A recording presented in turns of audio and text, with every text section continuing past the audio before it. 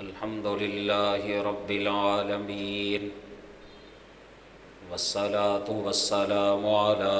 سيد الأنبياء والمرسلين وعلى آله وأصحابه أجمعين. أما بعد فأعوذ بالله السميع العليم من الشيطان الرجيم. بسم الله الرحمن الرحيم. إن الذين آمنوا وعملوا الصالحات إنا لا نضيع أجر من أحسن عملا أولئك لهم جنات عدن تجري من تحتهم الأنهار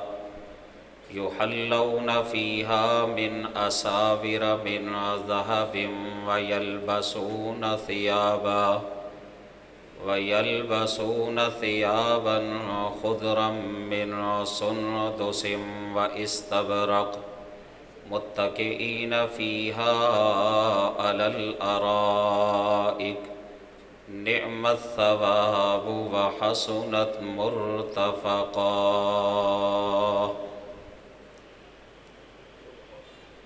اللہ تعالیٰ نے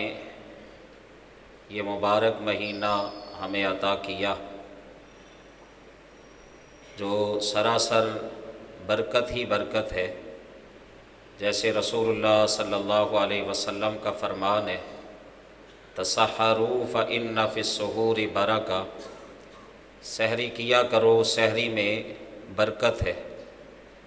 آپ نے فرمایا جب تم میں سے کوئی افطار کرے فلیفطر علی تمر، تو اسے چاہیے کہ وہ کھجور کے ساتھ افطار کرے، انہ برکہ، کیونکہ اس میں برکت ہے. اور قرآن پاک کا خاص تعلق ہے اس ماہ مبارک کے ساتھ. تو جس یہ رات یہ قرآن نازل ہوا، فرمایا انا انزلناہ فی لیلۃ مبارکہ، ہم نے اس کتاب قرآن پاک کو مبارک رات میں نازل کیا ہے. اللہ تعالیٰ اس ماہ مبارک کی تمام تر برکتوں کو ہمیں سمیٹنے کی توفیق عطا فرمائے، اور اس کے اختتام سے پہلے پہلے اللہ تعالیٰ ہم سب کی مغفرت فرما دے. کیونکہ نبی اکرم صلی اللہ علیہ وسلم کا فرمان ہے کہ وہ بندہ بڑا ہی بد نصیب ہے کہ جس کو اللہ نے ماہ مبارک عطا کیا، پھر سارا مہینہ وہ گزر جائے لیکن اس کی بخشش نہ ہو پائے. اللہ تعالیٰ ہمیں ان خوش قسمت لوگوں میں شامل فرمائے جن کو اللہ تعالیٰ نے اس ماہ مبارک کے اندر جہنم کی آگ سے آزاد کرنا ہے اور جنت کا داخلہ عطا فرمانا ہے. جنت رسول اللہ صلی اللہ علیہ وسلم کا فرمان ہے کہ جب رمضان شروع ہوتا ہے فتحت ابواب الجنہ، جنت کے سارے دروازوں کو کھول دیا جاتا ہے. اور اسی طرح نبی اکرم صلی اللہ علیہ وسلم کے بے شمار فرامین ہیں جس میں آپ نے جنت کا شوق دلایا ہے. قرآن پاک میں بھی اللہ رب العزت فرماتے ہیں سابقوا سارعوا الی مغفرۃ من ربکم وجنۃ عرضها السماوات والارض، مقابلہ کرو، دوڑو، جلدی کرو، ایک دوسرے سے آگے بڑھنے کی کوشش کرو اپنی بخشش کروانے کی طرف، اور اس جنت کو حاصل کرنے کے لیے جس کی چوڑائی زمین و آسمان کے برابر ہے. جنت ایسی عمدہ جگہ ہے کہ جس میں اگر بندے کو ایک چھڑی کے برابر بھی اگر جگہ مل جائے تو رسول اللہ صلی اللہ علیہ وسلم کا فرمان ہے خیر من الدنیا وما فیہا، وہ ایک کوڑے کے برابر ملنے والی جگہ جنت میں دنیا اور دنیا میں جو کچھ بھی ہے اس سے بہتر ہے. اور قرآن پاک میں اللہ تعالیٰ نے یہ بات ارشاد فرمائی ہے کہ جب اللہ کے بندے جنت میں جائیں گے تو اللہ تعالیٰ ان کو جاگیروں کا مالک بنائے گا. اذا رأیت ثم رأیت نعیما وملکا کبیرا، اللہ کہتے جس طرف بھی تو دیکھے گا نعمتیں ہی نعمتیں ہوں گی. وملکا کبیرا، اور بڑی بڑی جاگیریں ہوں گی۔ جو آخری جنتی جنت میں داخل ہوگا اس کو بھی اللہ اس کی خواہش کے مطابق جنت عطا فرمائیں گے، اور ساتھ اللہ یہ اعلان کرے گا کہ تیری خواہش کے مطابق تجھے جنت عطا کرتے ہیں، اس کے علاوہ 10 دنیا کے برابر تجھے مزید ہم عطا فرماتے ہیں۔ تو اس لیے ہمیں جستجو کرنی چاہیے اس جنت کو حاصل کرنے کے لیے، اور ایسے اعمال بتائے ہیں محمد مصطفیٰ صلی اللہ علیہ وسلم نے۔ ایک حدیث میں آتا ہے آپ صلی اللہ علیہ وسلم سفر میں تھے، دوران سفر ایک آدمی نے آپ کی سواری کو روکا اور آپ کی سواری کی مہار پکڑ کر کہنے لگا یا رسول اللہ یا محمد صلی اللہ علیہ وسلم، مجھے کوئی ایسا عمل بتائیں یقربنی من الجنہ، جو مجھے جنت کے قریب کر دے، اور یباعدنی من النار، جو عمل مجھے جہنم کی آگ سے دور کر دے۔ تو رسول اللہ صلی اللہ علیہ وسلم نے کچھ توقف فرمایا، اور اس کے بعد آپ نے فرمایا تعبد اللہ، تو ایک اللہ کی عبادت کر، اس کے ساتھ کسی اور کو شریک نہ بنا، اور تقیم الصلاۃ، نماز کو قائم کر، تعطی الزکاۃ، زکوٰۃ ادا کر، وتصل الرحم، اور رشتہ داری کو توڑنے کی بجائے رشتہ داری کو ملا۔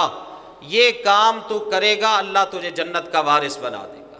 اور ایک حدیث میں آتا ہے رسول اللہ صلی اللہ علیہ وسلم نے یہی اعمال ایک اور صحابی کو بتائے، اور اس میں رمضان کا تذکرہ ہے، اور آپ نے فرمایا، اس صحابی نے کہا نہ اس میں کمی کروں گا نہ اضافہ کروں گا۔ آپ نے فرمایا جب وہ جا رہا تھا، تم میں سے جس بندے کو یہ بات بھلی لگتی ہے، اچھی معلوم ہوتی ہے کہ وہ اس دنیا میں چلتا پھرتا جنتی آدمی دیکھے، فَلْيَنْظُرْ إِلَىٰ هَٰذَا، وہ اس آدمی کو دیکھ لے، یہ چلتا پھرتا رب کی جنت کا وارث ہے۔ اور رسول اللہ صلی اللہ علیہ وسلم نے اس کے علاوہ ایک اور روایت میں آتا ہے، آپ صلی اللہ علیہ وسلم سے پوچھا گیا، سوال کیا گیا، اللہ کے نبی بتائیے گا کہ وہ کون سے سب سے زیادہ کون سے وہ ایسے اعمال ہیں کہ جس کے سبب لوگ جنت میں داخل ہوں گے؟ آپ نے فرمایا تقوی اللہ و حسن الخلق، اللہ کا ڈر، تقوی، پرہیزگاری، اس کے سبب و حسن الخلق، اور اچھا اخلاق بنانا، اچھے اخلاق کو اختیار کرنا، اس کے سبب لوگ سب سے زیادہ رب کی جنت میں داخل ہوں گے۔ اور صحابہ نے پوچھا یا رسول اللہ صلی اللہ علیہ وسلم، وہ اعمال بھی بتائیں جس کے سبب لوگ زیادہ تر جہنم کی آگ میں جائیں گے۔ آپ نے فرمایا الفم والفرج، ایک منہ ہے یعنی زبان ہے، اور ایک شرمگاہ ہے،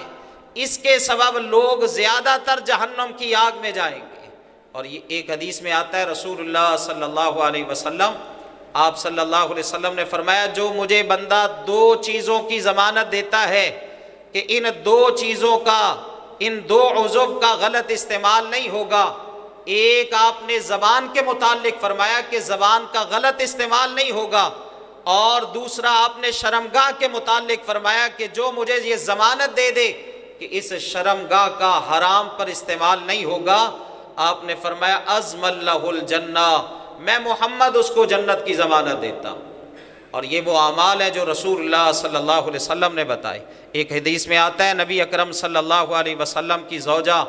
حضرت ام حبیبہ وہ کہتی ہیں نبی اکرم صلی اللہ علیہ وسلم نے فرمایا، آپ نے فرمایا جو بندہ ایک دن اور رات میں 12 رکعتیں پڑھتا ہے، 12 رکعتیں، یہ فرضوں کے علاوہ ہے، نوافل کہہ لیں، سنتیں کہہ لیں، اور وہ اس کی ترتیب بھی آتی ہے 2 فجر سے پہلے، 4 ظہر سے پہلے، 2 ظہر کے بعد، 2 مغرب کے بعد، 2 عشاء کے بعد۔ آپ نے فرمایا جو بندہ یہ 12 رکعتیں دن اور رات میں ادا کرتا ہے، آپ نے فرمایا اللہ اس کے لیے جنت میں ایک گھر بنا دیتا ہے۔ اور ہماری ماں حضرت ام حبیبہ کہتی ہیں میں نے محمد مصطفیٰ صلی اللہ علیہ وسلم سے جب سے یہ بات سنی کہ اللہ 12 رکعتوں کے عوض جنت میں گھر بناتا ہے، اس وقت سے پھر میں نے یہ 12 رکعتیں کبھی نہیں چھوڑی۔ اور آگے حضرت ام حبیبہ سے بیان کرنے والے جو راوی ہیں وہ بھی کہتے ہیں کہ میں نے جب سے ام حبیبہ سے یہ بات سنی، یہ رسول اللہ کا فرمان سنا، میں نے یہ 12 رکعتیں کبھی نہیں چھوڑی۔ اور اس سے آگے بھی جو بیان کرنے والے وہ یہی کہتے ہیں، جب سے رسول اللہ کا یہ فرمان سنا تو یہ شوق تھا صحابہ کرام کو، تابعین کو، اور آگے جو نیک لوگ تھے ان کو، کہ ہمیں رب کی جنت مل جائے اور جنت میں اللہ ہمارے گھر بنا دے۔ اسی طرح رسول اللہ صلی اللہ علیہ وسلم کا فرمان ہے، آپ نے فرمایا جو بندہ یہ الفاظ اپنی زبان سے کہتا ہے، رضیت باللہ ربا وبالاسلام دینا وبمحمد رسولا، میں اللہ کے رب ہونے پہ راضی ہو گیا، میرا معبود، میرا مشکل کشا، میرا حاجت روا، میرا دعاؤں کو سننے والا، مجھے عزت دینے والا، میرے نفع کا مالک، میرے نقصان کا مالک، اللہ اکبر، میری عبادات کا مالک جو وحدہ لا شریک ہے، میں اس کے رب ہونے پہ راضی ہو گیا، اس کے علاوہ مجھے کسی اور معبود کی ضرورت نہیں ہے، اور اسلام کے دین ہونے پہ راضی ہو گیا کہ بس یہی دین اسلام مجھے کافی ہے، اور محمد مصطفیٰ صلی اللہ علیہ وسلم کے رسول اور نبی ہونے پہ راضی ہو گیا۔ آپ نے فرمایا جو بندہ یہ کہتا ہے وجبت لہ الجنہ، پورے عقیدے کے ساتھ، پورے اعتقاد کے ساتھ، پورے ایمان کے ساتھ اللہ اس کے لیے جنت کو واجب کر دیتا ہے۔ اور ایک روایت میں آتا ہے رسول اللہ صلی اللہ علیہ وسلم نے فرمایا جو بندہ صبح کے وقت یہ کہتا ہے رضیت باللہ ربا وبالاسلام دینا وبمحمد نبیا، آپ نے فرمایا میں اس کو ضمانت دیتا ہوں قیامت کے دن میں اس کو ہاتھ سے پکڑ کر رب کی جنت میں داخل کروں گا۔ یہ اتنے عمدہ الفاظ ہیں۔ اور اسی طرح رسول اللہ صلی اللہ علیہ وسلم آپ نے فرمایا، ایک دفعہ جنت کا ذکر کیا آپ نے، ان فی الجنت غرفا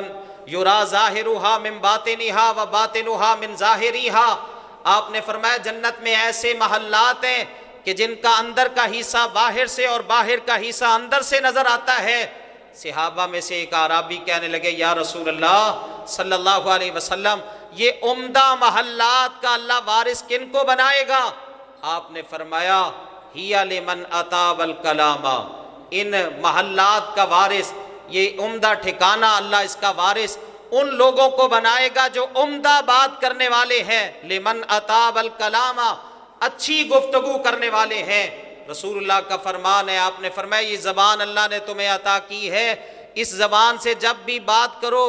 عمدہ بات کرو، خیر پر مبنی بات کرو، اگر خیر والی بات نہیں آتی تو خاموشی ہی بہتر ہے، پھر خاموش ہی رہو۔ اور سب سے عمدہ بات اللہ نے قرآن میں ذکر کی، من احسن قولا ممن دعا الی اللہ، اس سے بڑھ کر اچھی اور عمدہ بات کس کی ہو سکتی ہے؟ جو لوگوں کو اللہ کی طرف بلاتا ہے، اللہ کی طرف دعوت دیتا ہے، اللہ کی عبادت کی طرف بلانے والا ہے، اللہ کی اطاعت اور اس کے حکموں کی طرف بلانے والا ہے، اس سے بڑھ کر اچھی اور عمدہ بات کس کی ہو سکتی ہے؟ آپ نے فرمایا وہ جو جنت کے یہ عمدہ محلات ہیں، اللہ ان محلات کا وارث بنائے گا اس کو جو عمدہ بات کرنے والا ہے، اطعم الطعام،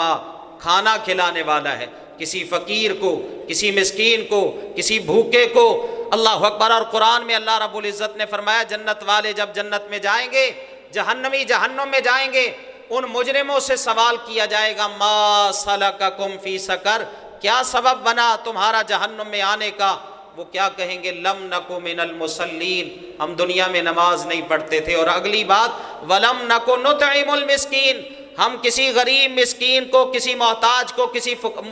اللہ اکبر بھوکے کو کھانا نہیں کھلاتے تھے۔ جنت چاہیے تو پھر بھوکے کو کھانا کھلائیں۔ رسول اللہ کا فرمان ہے یہ محلات ان کے لیے ہیں جو عمدہ بات کرتا ہے، اطعم الطعام، کھانا کھلاتا ہے، ادام الصیام، اور نفلی روزے رکھنے کا شوق رکھتا ہے، اور رات کے وقت جب سارے لوگ سو رہے ہوں اس وقت اللہ کے سامنے کھڑے ہو کے اپنے رب کو مناتا ہے، اللہ کے سامنے کھڑے ہو کے سجدے کرتا ہے، رکوع کرتا ہے، اپنے رب کے سامنے مناجات رکھتا ہے۔ بلکہ جب رسول اللہ صلی اللہ علیہ وسلم مدینہ میں تشریف لائے،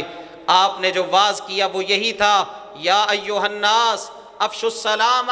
اے انسانوں سلام کو عام کرو، سلام کو عام کرو، السلام علیکم، السلام علیکم، اس کو عام کرو، اطعموا الطعام، کھانا کھلایا کرو، واصلوا الارحام، صلہ رحمی کیا کرو۔ اور اسی طرح رسول اللہ صلی اللہ علیہ وسلم نے فرمایا جب سارے لوگ سو رہے ہوں رات کے وقت، اس وقت نماز پڑھا کرو۔ اس کا فائدہ کیا ہوگا؟ تدخل الجنت بسلام، اللہ تمہیں سلامتی کے ساتھ اپنی جنت کا وارث بنا دے گا، اللہ امن کے ساتھ تمہیں جنت کا وارث بنا، محشر کے میدان کی اللہ اکبر جو ہولناکیاں ہیں اور پریشانیاں، اللہ ان سے بچا کے جنت کا سلامتی کے ساتھ وارث بنائے گا۔ ایک حدیث میں آتا ہے رسول اللہ صلی اللہ علیہ وسلم، آپ ایک دفعہ حضرت ابو ہریرہ کے ساتھ، حضرت ابو ہریرہ آپ کے ساتھ، اور آپ باہر نکلے، ایک گھر سے آواز آ رہی تھی قرآن پڑھنے کی، وہ قرآن پڑھنے والا قرآن پڑھ رہا تھا، سورۃ اخلاص کی تلاوت کر رہا تھا، قل هو اللہ کی تلاوت کر رہا تھا۔ رسول اللہ کو اس کا یہ انداز اور اس کا یہ پڑھنا، اللہ اکبر، اور اس کا انتخاب اتنا پسند آیا، آپ نے فرمایا واجبت واجبت واجبت، اس پر واجب ہو گئی، اس پر واجب ہو گئی۔ حضرت ابو ہریرہ کہتے میں نے کہا اللہ کے نبی کیا واجب ہوئی؟ آپ نے فرمایا اس قرآن کے پڑھنے والے پر رب کی جنت واجب ہو گئی ہے۔ نماز کا اہتمام کریں، اپنے اخلاق کو عمدہ بنائیں، قرآن کے ساتھ محبت کریں۔ رسول اللہ کا فرمان ہے، آپ نے فرمایا من قاتل فی سبیل اللہ، جو اللہ کی راہ میں جہاد کرتا ہے صرف اتنا وقت لگاتا ہے جتنا اونٹنی کا دودھ دھونے پر وقت صرف ہوتا ہے، فرمایا واجبت لہ الجنہ، اللہ اس پر جنت واجب کر دیتا ہے۔ جنت کا جو مہمان ہوگا اللہ اس کو دیکھ دیکھ کے خوش ہوں گے، اور اللہ فرمائیں گے کلوا واشربوا ہنیئا بما کنتم تعملون، او میرے جنتی بندو شرمانا نہیں ہے، ہچکچاہٹ کا اللہ اکبر مظاہرہ نہیں کرنا، پریشان نہیں ہونا، یہ سارے معقولات، یہ سارے مشروبات تمہارے لیے ہے، جہاں سے تمہارا دل چاہے تم کھاؤ اور جہاں سے تمہارا دل چاہے پیو، یہ اسی کا نتیجہ ہے جو تم دنیا میں نیک عمل کر کے آئے ہو۔ اللہ کہتے جنت والے جنت میں ہوں گے، آپس میں ایک دوسرے سے سوال کریں گے جنتی تو بتا تو جنت میں کیسے آیا، تیرا کیسے آنا ہوا؟ پھر سارے یہی کہیں گے من اللہ علینا ووقانا عذاب السموم، دنیا کے اندر ہم ہر وقت ڈرتے رہتے، اللہ اکبر، اپنے گھر میں رہتے ہوئے خوف زدہ رہتے، اللہ کی اطاعت و فرما برداری میں لگے رہتے، آج اللہ نے ہم پر احسان کیا اور ہمیں اس جنت کا وارث بنا دیا۔ اللہ سے دعا ہے کہ اللہ تعالی ہمیں وہ اعمال کرنے کی توفیق عطا فرمائے جو جنت میں لے جانے والے اعمال ہیں، اور ان اعمال سے اللہ ہم سب کو اپنے دامن کو بچا کے رکھنے کی توفیق دے جو جہنم کے قریب کر دینے والے ہیں۔ آمین ثم آمین وما علیہ۔